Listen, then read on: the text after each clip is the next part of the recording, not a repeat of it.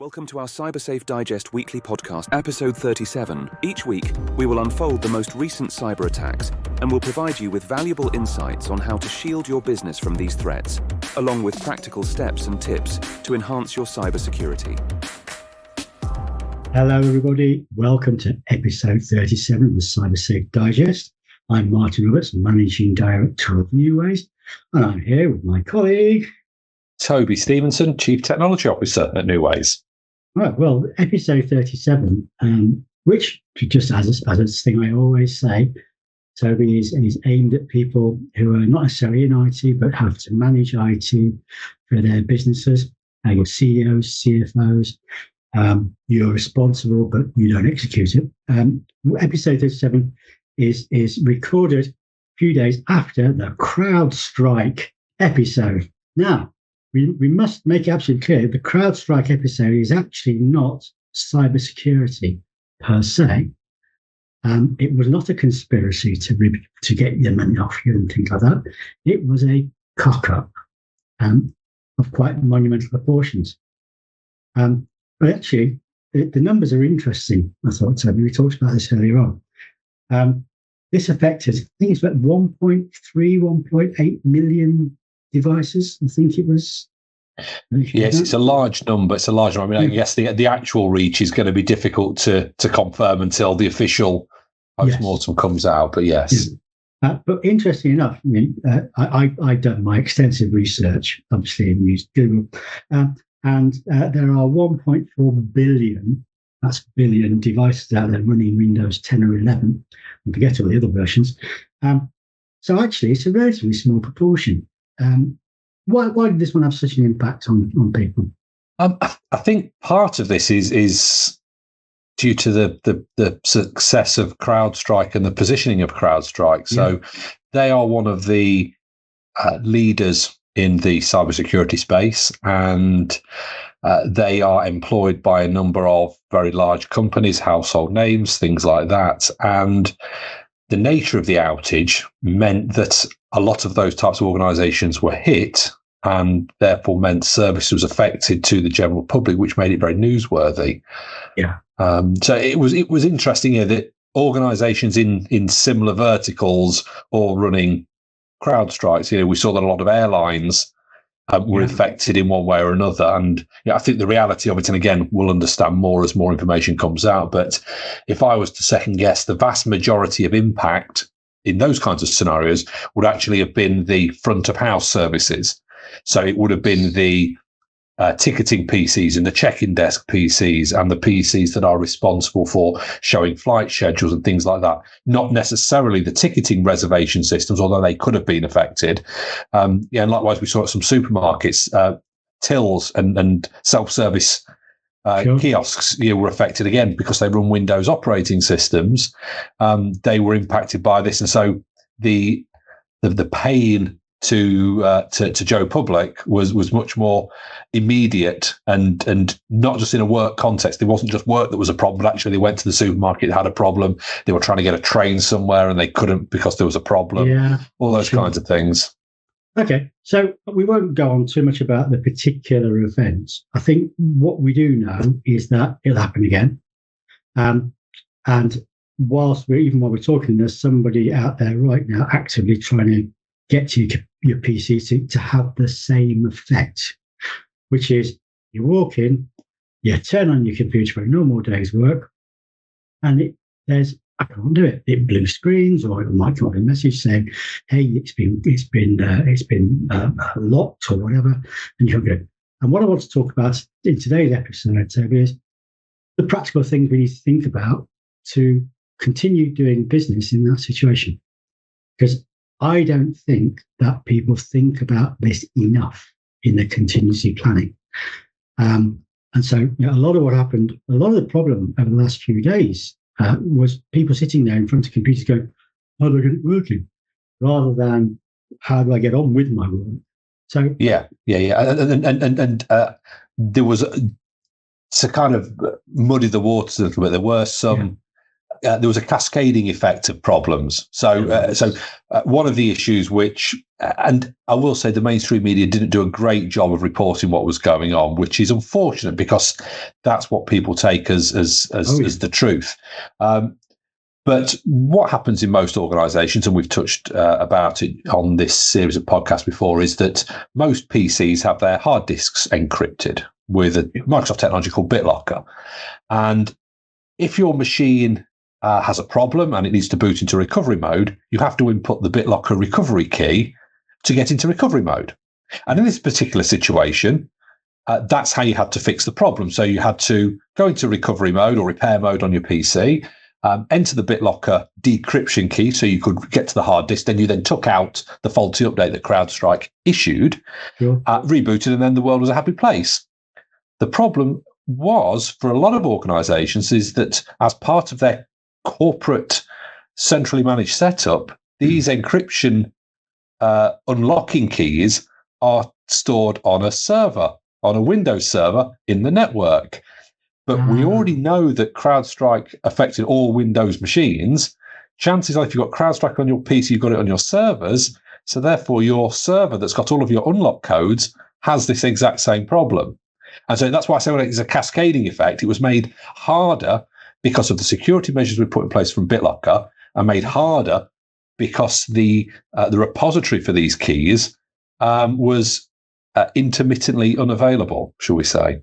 Okay. So we'll talk about a mitigation there, generally for that type of thing at a later date.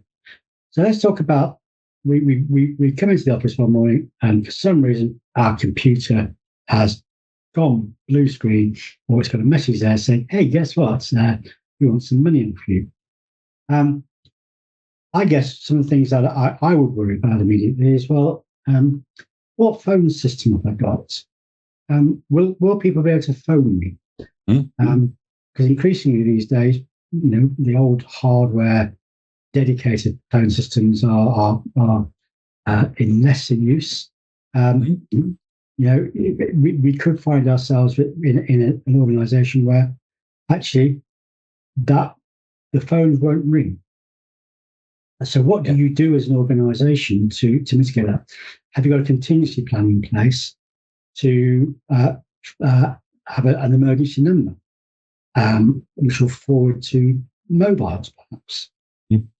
And how do you let your people know that actually this is happening and you might get phone calls on your mobiles? Exactly. Have you agreed beforehand that you will forward these calls to mobiles? Have you got the right thing?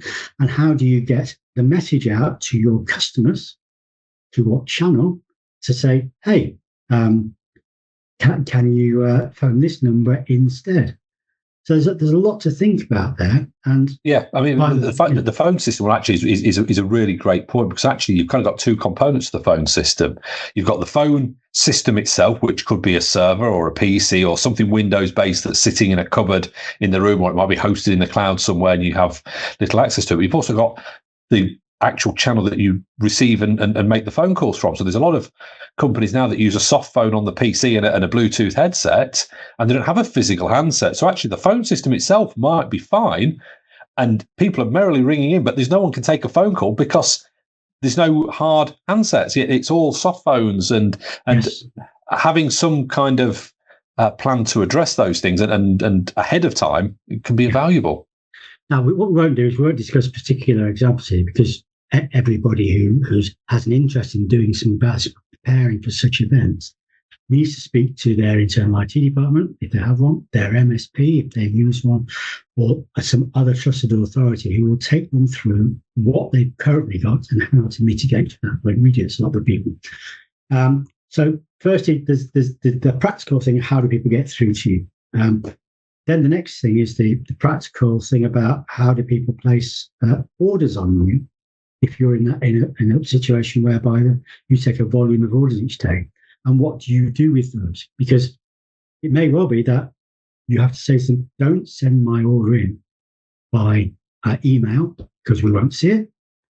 You could probably go into the cupboards and dig out the fax machine, I guess, and see if you're going to have that paper that still works.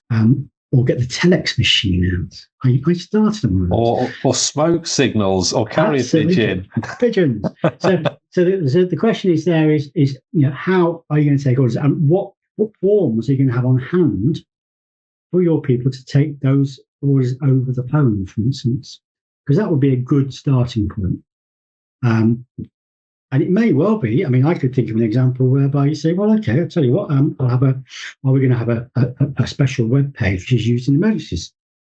Yeah. So instead of sending in your orders by email as you normally do, or other reason, by EDI, you might have the ability to go onto there. But the reality is it will be different for every organisation. And therefore you do to really think about this. In the worst case, you may well be having paper forms designed already, a few in each people's drawers in the desks, so they can pull them out and start writing them down, because it'll make a difference. And then, with that, a written down process of how we process those orders. Because again, you might not be able to put on the computer. You might have to, as an end user working from home on your mobile phone, then phone those messages in to somebody central to put those orders on.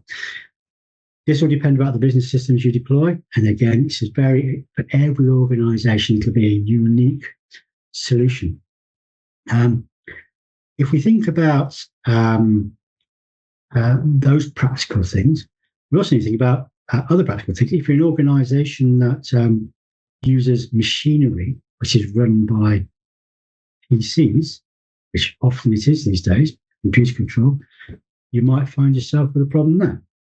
Yeah, absolutely. Yeah. And it's one of these reasons. I mean, this specific CrowdStrike one may be notwithstanding. It's one of the reasons why insurers and so on will strongly encourage that production side of the network be completely separated from the corporate company IT side of the network, just to try and create some separation. So to limit the blast radius. So if something does impact the company or the corporate IT side, it can't spill into the production area. In this particular situation with CrowdStrike, that would have been more challenging if you were still running the same software. So you've always got that point of failure where there's commonality between things. But it's a great point. Then of course we've got to think about if the machine, you can get the machines running. How do you mitigate for that? Well, one solution is not a mitigation, but one thing I'd say to everybody is that get a central list of all the suppliers you work with for those machines, for all the equipment that you have, where it's in your contingency plan, where you've got a contact for each organization. You can phone them, contact them in that event and say, hey, we've got a plan, and have a discussion about it with them beforehand. Sounds a bit strange this, Toby, but I'll say it. You may arrange to have a safe word with those suppliers to say, if I phone you up and I say, Peacock, Operation Peacock, I've got a problem and I need your help. Yeah, because sometimes the baddies find out who suppliers are and they try to get in through that way and to get to the equipment. So be careful. So again, thinking about this plan, having that documented, it needs to be documented. It needs to be in a folder. It needs to be replicated and version controlled. And you have them in the key places in the organization, which says, in the event of that we can't do this, this is how our contacts are. So who else might want to contact? We might want to contact the distributors, the shippers, the delivery people. And that could be a problem, I guess. Yeah, if you can't produce labels or shipping documentation that they're expecting to receive when they come to collect, problems like that can prevent, I guess, goods from being collected and delivered. It won't be the first time that they'll have run into it. So, definitely leverage those relationships to see what people can do as a contingency for you. Yeah, and of course, again, in that stack of paperwork that you need for those manual processes, it's worthwhile, folks, having some blank delivery notes, blank invoices, and such like, or documentation that you can produce, handwritten if necessary, or even get a typewriter. No, I'm probably going a bit too far. But things that you can handwrite, just so you can say, well, yeah, hey, it's a handwritten delivery note, folks, but you got the goods, which is important,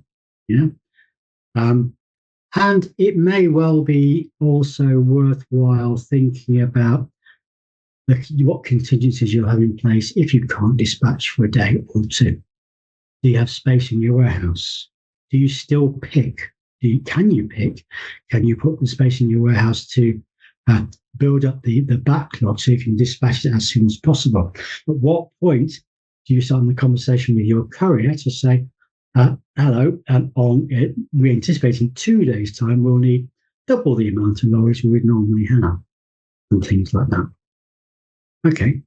And again, I think this is a conversation you need to have with the people who help you look after your business. Now, is there anything else we should think about which might impact the lack of access to machines or servers? I think one of the things that and you did touch on it earlier when we were talking around the phone system, is how we communicate to staff, particularly those that are remote. So I'm thinking around organisations that maybe have field engineers or service technicians, that kind of thing. If their umbilical back to the mothership has been severed because the main systems are down, it's how do they know what they're doing? How do you communicate with those individuals? If they would normally get a job sheet sent through onto their tablet or something, how do you cater for those things? Absolutely. And one thing we talk about when we're talking about we're doing a tabletop exercise, for instance, for organisations to say, what would you do in this event about cyber attack and such like, is we talk about having an alternative formal communication method, which you wouldn't normally use. Yeah. So when it's in use, people understand that this is serious misleading. So we advocate sometimes that you might use WhatsApp, for instance, and have a group there which would lay dormant, hopefully most of the time. You do a test once in a while to make sure that people are still logged in and we get that message and they've got their notifications on. But how does that work? And would that be a good idea for your organisation for this sort of event as well? I agree. And I think that it needn't necessarily be WhatsApp, but it's just agreeing what those alternate communication channels are going to be. And the one thing we want to remember is that if we're suffering any kind of major system outage, is we just need to be careful about what we transmit across these alternate communication channels, because they may not be as safe and secure as our corporate systems. We don't want to be sending personal data or sensitive data through WhatsApp channels. We don't want to be leaning on people's personal email addresses just so that we can email things to those remote staff members. So it's thinking about how we do those things and doing it in advance when there is time to consider alternatives. The problem is when you're up against it with no planning, you go with the first thing that you think of, because that's how you move on to the next thing and then the next thing. And having this pre-planning is absolutely vital. Yeah, I mean, and I would say communication is the big one, because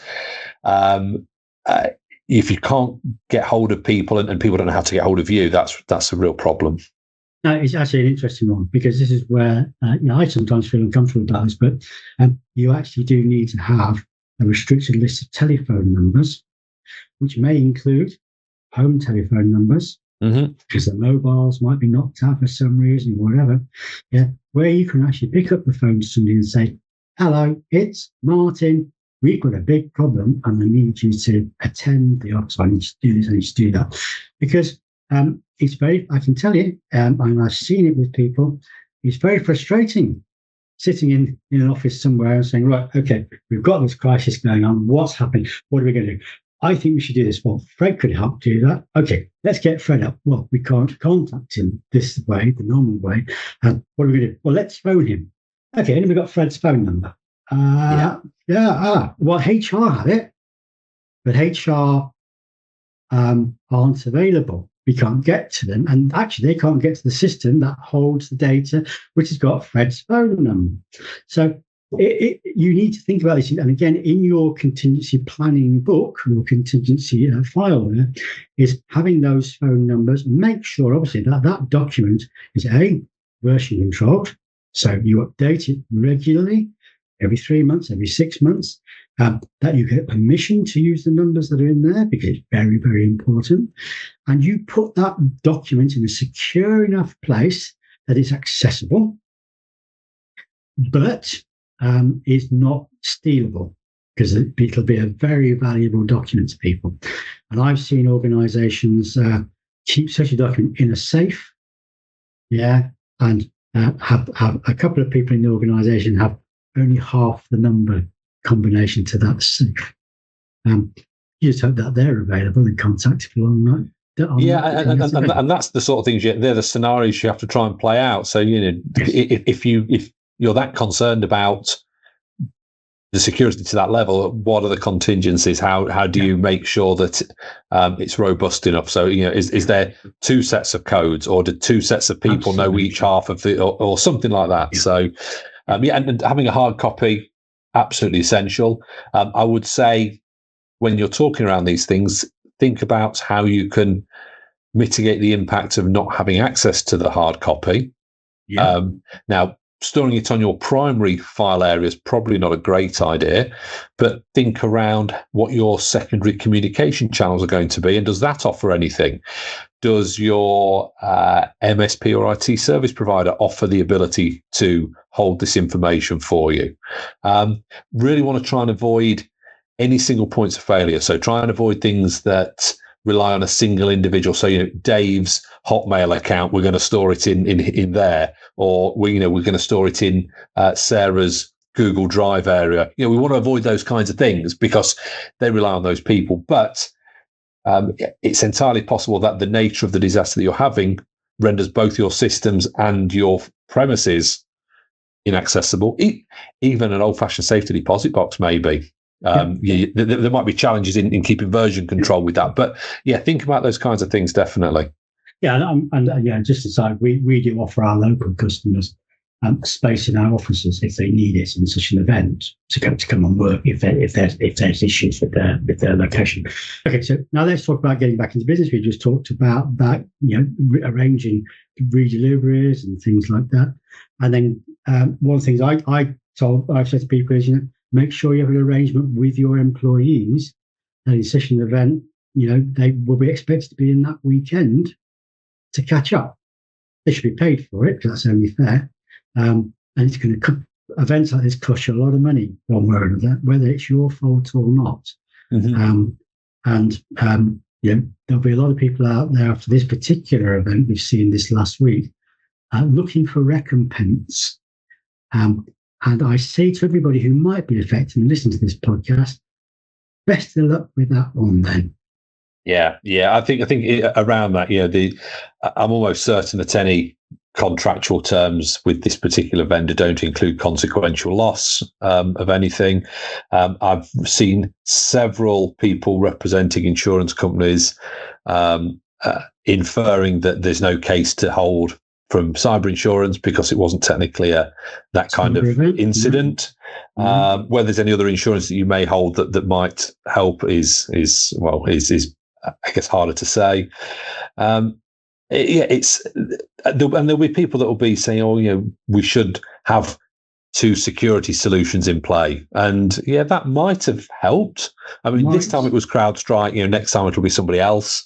Yeah. Unfortunately, the nature of the software, and again, I'm not going to labor it too much because lots of other posts have spent a lot of time on social media and the internet talking around this.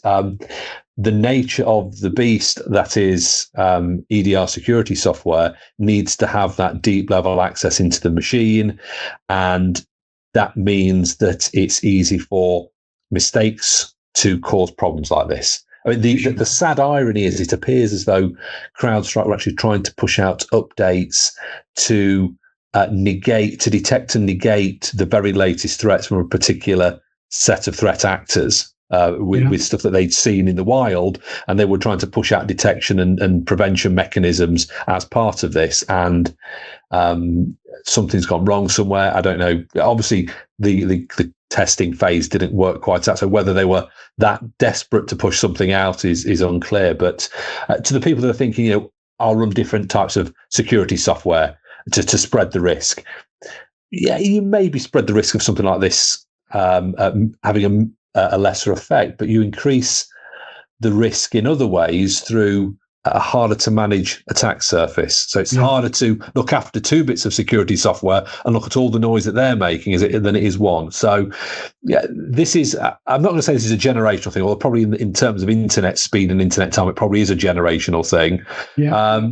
But there are probably a lot more outages from human error and not following up on logs and alerts and events than there are through this kind of thing. So it's a dangerous thing to look at. I can see why people would want to, and it would make sense at the outset, but I'll probably actually say don't fragment that security approach. That probably it may solve this one particular risk, but I think it probably opens you up to risks from a different angle.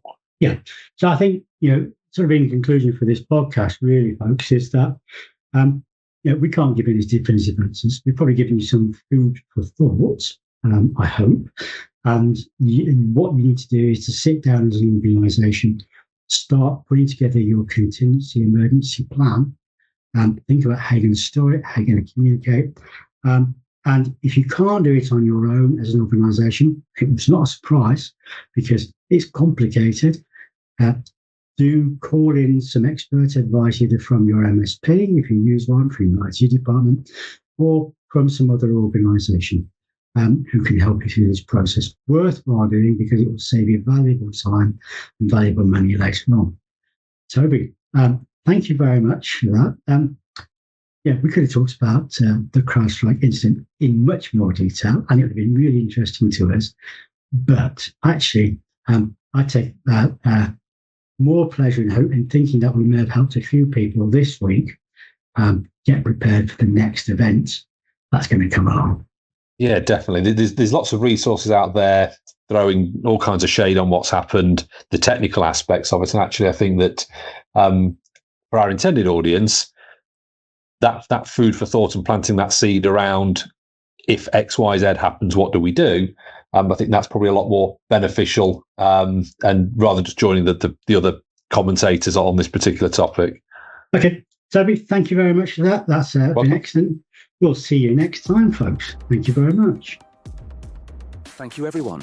We've reached the end of episode 37 of our Cybersafe Digest weekly podcast. Thank you very much for listening, and to make sure you don't miss out on our future episodes, hit that subscribe button on Spotify, Apple or Google Podcast. For more cybersecurity wisdom and resources, head over to our website at cybersafe.co.uk. See you next Thursday.